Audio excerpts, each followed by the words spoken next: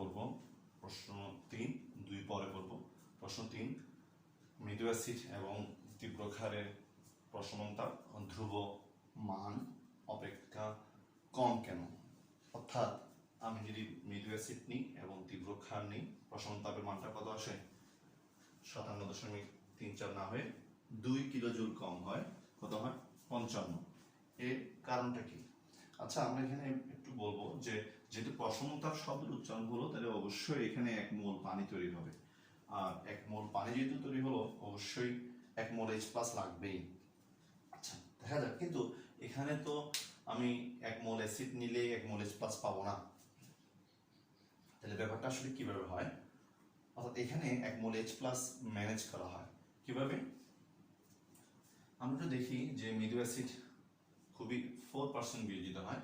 অর্থাৎ আমি যদি 1 মোল অ্যাসিড নিই, আমাকে তো অবশ্যই 1 মোল অ্যাসিড নিতে হবে সংজ্ঞা মতে।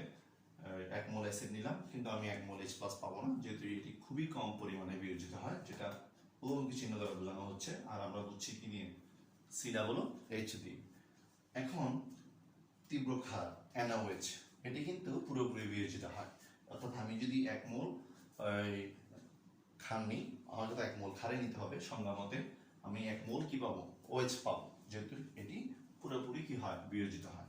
এখন আলটিমেটলি আমরা আগে থেকেই জানি যে এই দুটো জিনিসই বিক্রিয়ায় অংশগ্রহণ করে। এই দুটো অ্যাসিডের ঋণাত্মক অংশ এবং ক্ষারের ধনাত্মক অংশ বিক্রিয়ায় অংশগ্রহণ করে না। তাহলে আমরা এখন যদি দেখি, তাহলে অ্যাসিড থেকে পেলাম সামান্য H+, আর ক্ষার থেকে পেলাম 1 মোল OH। আমরা জানি লিমিটিং বিক্রিয়া, অর্থাৎ একটা বিক্রিয়া মধ্যে যেটা পরিমাণে কম থাকে ততটুকু পরিমাণে কি হয়? উৎপাদ তৈরি হয়। অর্থাৎ তার হিসাব মতোই উৎপাদ তৈরি হয়। যেটা কম থাকে সেটা ধরেই হিসাব করতে হয়। অর্থাৎ সামান্য পরিমাণে H+ এবং যদিও বা 1 মোল OH আছে, কিন্তু আসলে সামান্য পরিমাণে H+ এবং সামান্য পরিমাণে OH- বিক্রিয়া করবে। যদিও OH বেশি আছে, কিন্তু আমরা জানি লিমিটিং বিক্রিয়াতেই, অর্থাৎ যেটা কম আছে সেটাই পরিপূর্ণ বিক্রিয়া করে। তাহলে সামান্য পরিমাণে H+, সামান্য পরিমাণ OH- সাথে বিক্রিয়া করে সামান্য পরিমাণে পানি তৈরি করবে।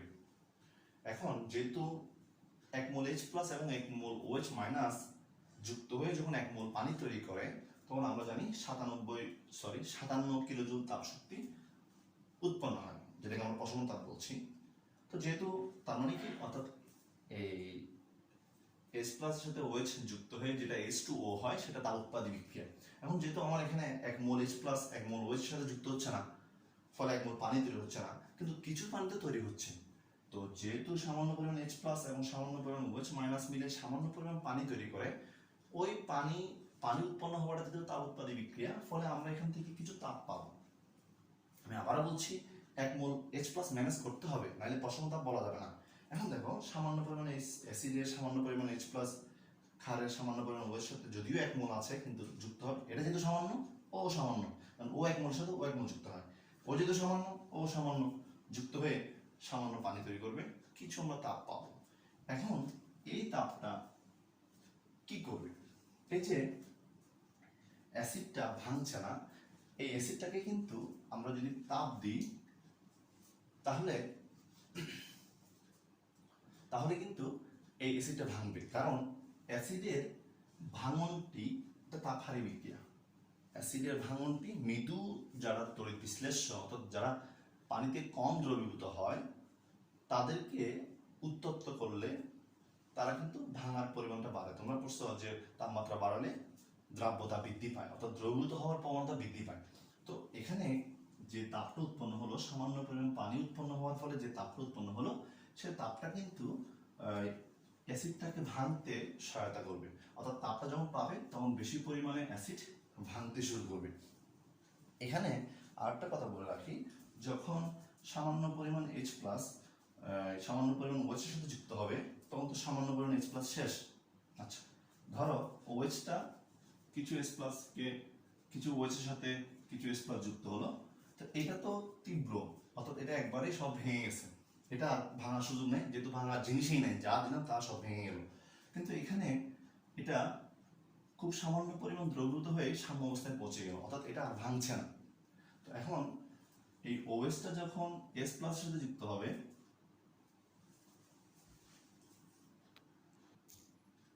আবার একটু বলছি, অ্যাসিডটি মৃদু অ্যাসিড, ফলে 1 মোল অ্যাসিড থেকে আমি সামান্য পরিমাণ H+ পাবো, ক্ষারটি তীব্র, ফলে 1 মোল ক্ষার থেকে আমি 1 মোল OH পাবো। 1 মোল OH সামান্য পরিমাণ H+, তাহলে সামান্য পরিমাণ OH সামান্য পরিমাণ H+ সাথে যুক্ত হয়ে সামান্য পরিমাণ পানি তৈরি করলো। এখন যে মুহূর্তে সামান্য পরিমাণ OH সামান্য পরিমাণ H+ কে সাথে বিক্রিয়া করলো, তখন আমরা জানি লাসাতিলের নীতি অনুসারে উৎপাদ যদি হ্রাস পায়, উৎপাদের ঘনমাত্রা অর্থাৎ উৎপাদের পরিমাণ যদি কমে যায়, তখন এটি একমুখী হয়ে যায়, অর্থাৎ বিক্রিয়ক থেকে উৎপাদ তৈরি হয়। কি বললাম? বহুমুখী বিক্রিয়া সাম্য অবস্থায় থাকাকালীন সময়ে আমরা যদি উৎপাদ কমিয়ে ফেলি, উৎপাদ নিয়ে ফেলি, তখন বিক্রিয়ক ভেঙে উৎপাদ তৈরি করে। তাহলে যখন সামান্য পরিমাণ, যদিও OH 1 মোল আছে, সামান্য পরিমাণ OH যখন সামান্য পরিমাণ H+ সাথে যুক্ত হয়ে গেল, তখন H+টা যখন শেষ, তখন এখানে যেটা এতক্ষণ ভাঙছে না সেটা ভেঙে গিয়ে আবার H+ তৈরি করবে। আবার সামান্য OH সামান্য H+ সাথে বিক্রিয়া করে পানি তৈরি করবে, আবার H+ শেষ হয়ে যাবে। এখন তোমার প্রশ্ন হতে পারে, স্যার OH যেহেতু শেষ হচ্ছে, OH তো আসবে না, OH যেহেতু তীব্র, ও তো প্রথমবারে দেওয়ার সাথে সাথে সবগুলো NaOH কি হয়ে গেছে, Na+ এবং OH- হয়ে গেছে। এখন সামান্য করে করে এভাবে করতে করতে কিছু OH কিছু H+ সাথে যুক্ত হচ্ছে, ফলে H+ শেষ হয়ে যাচ্ছে, আবার ভেঙে গিয়ে H+ তৈরি হচ্ছে, আবার কিছু OH আবার H+ সাথে যুক্ত হচ্ছে, পানি তৈরি হচ্ছে, আবার H+ শেষ হয়ে যাচ্ছে। এভাবে করতে করতে এক সময় গিয়ে 1 মোল OH কষ্ট করে এভাবে করতে করতে করতে করতে 1 মোল H+ এর ব্যবস্থা করবে।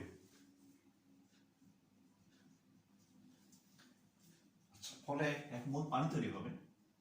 তাহলে আমাদের শেষ পর্যন্ত 1 মোল পানি তৈরি হলো। তাপের যাই হোক 1 মোল পানি তৈরি হলো, অর্থাৎ আমি 1 মোল অ্যাসিড এবং 1 মোল ক্ষার দিয়ে 1 মোল পানি তৈরি করতে পারলাম।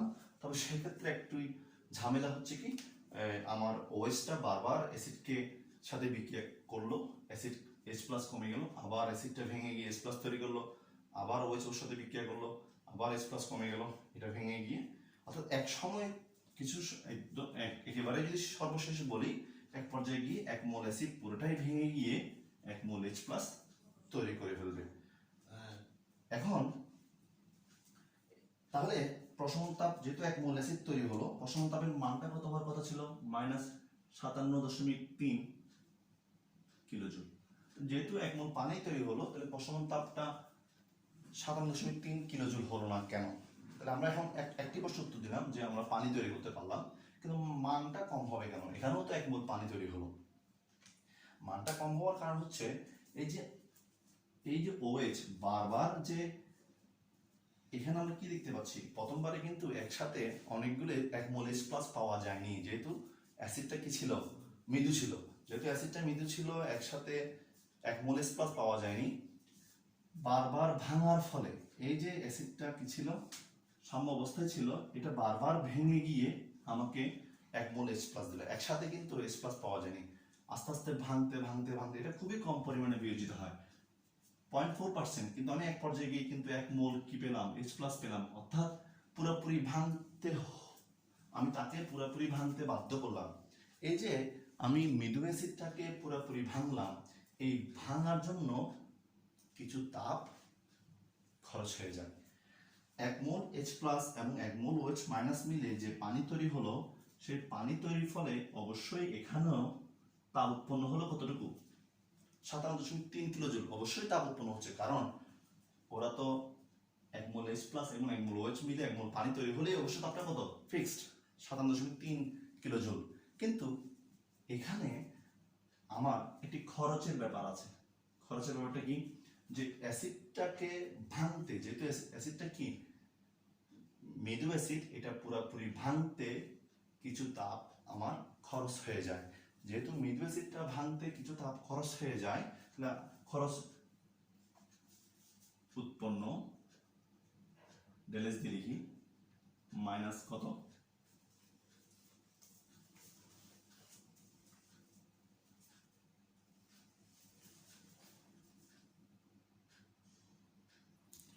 আচ্ছা, আমরা দেখছিলাম এতক্ষণ যেভাবে হবে হোক অ্যাসিড মৃদু অ্যাসিডটা ভেঙে ভেঙে আস্তে আস্তে ভেঙে এক মোল H+ তৈরি করলো। তাহলে এক মোল H+ এবং এক মোল OH মিলে এক মোল পানি তৈরি করলো। তাহলে এক মোল পানি তৈরি করার ফলে তাপ উৎপন্ন হবে কতটুকু? 57.34। এখন এই যে আমরা প্রথমে সামান্য পরিমাণ H+ সামান্য পরিমাণ OH মাইনাস সাথে যুক্ত হয়ে যে পানি তৈরি করলো, এই যে পানি তৈরি করার ফলে এখন একটা কথা বলি, সেটা হচ্ছে কি এই অ্যাসিডটা যে ভাঙছে, এই ভাঙার জন্য কিন্তু কিছু তাপের প্রয়োজন হয়। সেই তাপটা কোত্থেকে আসে? বলা হচ্ছে ওই সামান্য পরিমাণ H+ এবং সামান্য পরিমাণ OH মাইনাস মিলে যে সামান্য পানি তৈরি করছিল, সেখানে কিছু সামান্য তাপ উৎপন্ন হলো। ওই তাপটা কিন্তু ওই তাপের কিছু অংশ এইখানে এই অ্যাসিডটি ভাঙতে খরচ হয়ে যায়। আবার বলছে সামান্য পরিমাণ H+ এবং প্রথম দিকের কথা যেটা সামান্য পরিমাণ H+ এবং সামান্য পরিমাণ OH মাইনাস যুক্ত হয়ে যে সামান্য পানি তৈরি করলো, সেখানেও কিছুটা তাপ উৎপন্ন হলো। সেই তাপের কিছু অংশ এই অ্যাসিডটা ভাঙতে খরচ হয়ে যায়। তাহলে আমার উৎপন্ন হলো কতটুকু? মানে 7.34। তার মানে তীব্র মৃদু অ্যাসিড এবং তীব্র ক্ষারের মধ্যেও কিন্তু প্রসারণ তাপের মান 7.34 হতো, কিন্তু ওই যে মৃদু অ্যাসিডটাকে ভাঙতে কিছু তাপ খরচ হয়ে যাচ্ছে, খরচ, তার মানে খরচ উৎপন্ন হওয়া মানে মাইনাস আর খরচ হওয়া মানে প্লাস, ড্যালেস দিয়ে দিলে তাহলে উৎপন্ন হলো 57। আমি যদি বাংলায় বলি প্লাস মানে বাদ দিয়ে উৎপন্ন হলো 57, খরচ হয়ে গেল 2.2, তাহলে আছে কত? 55। তাই আমরা বলতে পারি মৃদু অ্যাসিড এবং তীব্র ক্ষারের প্রসারণ তাপ 57 কিছুটা কম হয়। তাহলে এই যে মৃদু অ্যাসিড এবং তীব্র ক্ষারের প্রসারণ তাপের মান 57 না হয়ে যে কমপক্ষে 2 কিলোজুল কম হয়, এর মূল কারণ হচ্ছে যে মৃদু ক্ষার অ্যাসিড যেটি, সেটিকে ভাঙতে উৎপন্ন তাপের কিছু তাপ খরচ হয়ে যায় বলে প্রসারণ তাপের মানটি স্থির যেটা তাপ, ধ্রুব যেটা তাপ, তার চেয়ে কমপক্ষে 2 কিলোজুল কম হয়। একইভাবে যদি আমরা মৃদু অ্যাসিড না নিয়ে তীব্র অ্যাসিড নিই এবং তীব্র ক্ষার না নিয়ে যদি, অর্থাৎ এতক্ষণ ছিল অ্যাসিডটা মৃদু, এখন যদি আমরা ক্ষারটাকে মৃদু করে ফেলি, এতক্ষণ ছিল ক্ষারটা তীব্র, আমরা যদি ক্ষারটা এখন মৃদু করে ফেলি, অর্থাৎ এখন যদি আমরা মৃদু ক্ষার নিই এবং তীব্র অ্যাসিড নিই, তাও সেম প্রসারণ তাপের মানটি 57 চেয়েও 2 কিলোজুল কম হবে। অর্থাৎ তীব্র অ্যাসিড এবং তীব্র ক্ষার যখন হবে তখন প্রসারণ তাপের মান -57, কিন্তু যখন যে কোনো একটি মৃদু হয়ে যাবে তখন 57 চেয়েও কিছু তাপ কম হবে। সেই কমটা আসলে কম কেন? মূলত যেটা মৃদু সেটাকে পুরোপুরি ভাঙতে কিছু তাপ খরচ হয়ে যায়।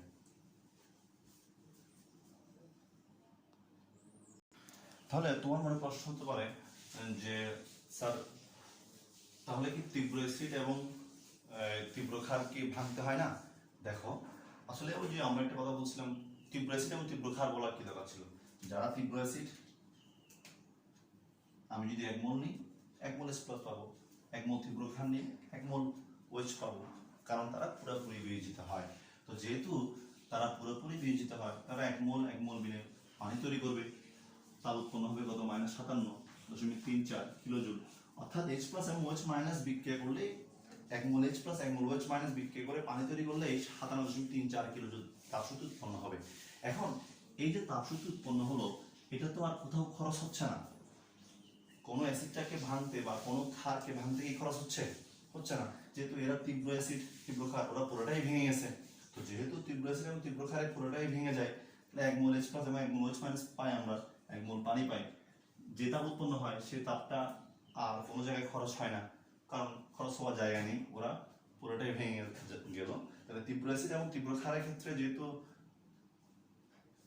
আর তাপটা খরচ হয় না, সেহেতু H+ এবং OH মাইনাস মিলে যে তাপ উৎপন্ন করে সেটাই তাপ কি তাপ? প্রসারণ তাপ। আর যখন একটা মৃদু হয়ে যায় তখন কিন্তু এই 57.34 কিলোজুল তাপশক্তি উৎপন্ন হয়, কিন্তু ওই তাপের কিছু অংশ প্রতিমধ্যেই কোথায় খরচ হয়ে যায়? যেটা মৃদু আছে সেটাকে পুরোপুরি ভাঙতে খরচ হয়ে যায়, ফলে 57 না হয়ে কিছুটা কম হয়।